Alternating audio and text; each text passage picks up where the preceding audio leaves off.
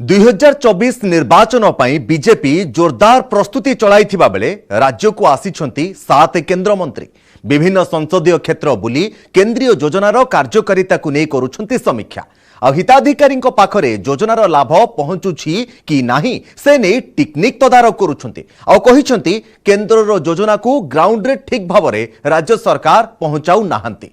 केंद्र मंत्री गस्त को नहीं बेस उत्साहित रही राज्य बीजेपी और बीजेपी नेता और कर्मी मध्य भी उत्साह भरपूर रही।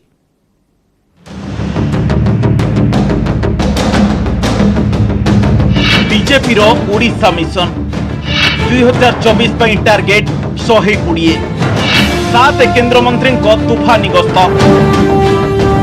राज्य में एक्टिव मोड रे पद्म कैंप केंद्र योजनार सफलता समीक्षा करने को आसिछंती 7 केंद्र मंत्री राज्यर विभिन्न संसदीय क्षेत्र बुली समीक्षा करने सहित केंद्रीय योजना प्रकृत हिताधिकारी पाखरे पहुंचुची कि नाही ताहा तदारख करुछंती। दुईदिनिया कटक गस्तरे अछंती केंद्र गृह राष्ट्र मंत्री नित्यानंद राय प्रशासनिक स्तर में विभिन्न केंद्रीय योजनार समीक्षा करने सहित हिताधिकारी को भी भेटिछंती। जिला सर्किट हाउस रे सांबादिक सम्मेलन करी मोदी सरकार विभिन्न जनकल्याणकारी योजना संपर्क में तथ्य रखिछंती नित्यानंद। तेबे राज्य सरकार केंद्र सरकार योजना गुड़ी को सठिक ढंग से हिताधिकारी पाखरे पहुंचाऊ नाहंती बोली से अभियोग करिसेंती। ओडिशा रे बीजेपी रो भोट बैंक वृद्धि पाउथुवा से कहिसेंती। बीजेपी भितरे भितरी बुझामणा कथा को अस्वीकार करने सह नित्यानंद कहिसेंती कि जनकल्याण पई एकाठी मिसी कार्य करबा उचित।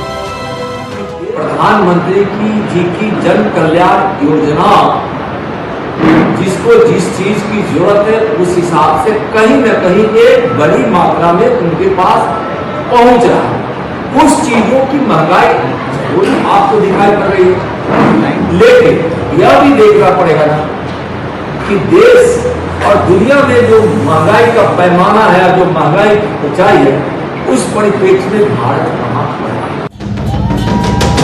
सेपटे जाजपुर जिले में केंद्र जनजाति कल्याण मंत्री अर्जुन मुंडा विभिन्न अंचल गस्त करिसेंती।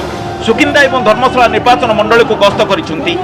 बौड़माला पंचायत रे अनुसूचित जनजाति समावेश को संबोधन करी मुंडा कहिसेंती कि सुकिंदा अंचल खनि संपद रे भरपूर हेले एठारु बाहरुथबा लाभांश कुआडे जाउची। राज्य सरकार को समालोचना करी मुंडा कहिसेंती केंद्रीय योजना सठिक हिताधिकारी पाखरे आदौ पहुंचु नाही। एही अवसर रे खजुरबाटी गाँर आदिवासी मनोज घड़ई घरे भोजन करथिले केंद्र मंत्री।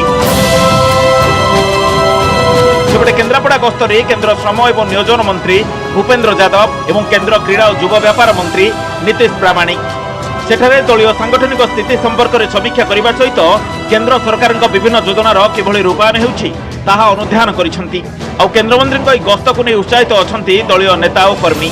2019 रे जो लोकसभा आसन में दल पराजय वरण करथिला से सबको फोकस रे रखा जाइतिबा कहिसेंती बीजेपी साधारण संपादक गोलोक महापात्र। देखिए, अभी तो हम संगठन के विस्तार में लगे हुए हैं।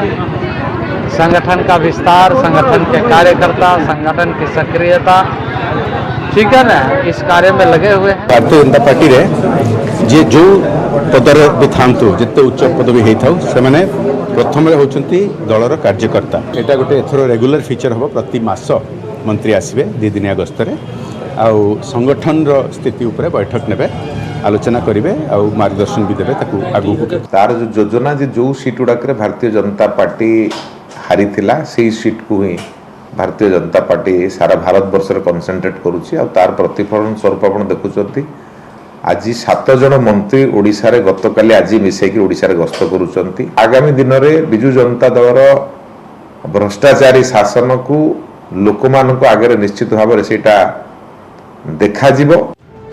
अमित शाह टास्क एवं राज्य प्रभारी सुनील बंसल अंककथा पर 7 केंद्र मंत्री तोफानी गस्त या उष्म हुई उठी राज्य राजनीति। आग को बीजेपी राष्ट्रीय अध्यक्ष जेपी नड्डा ओडिशा गस्त राज्य राजनीति को आहरी सरगरम कर।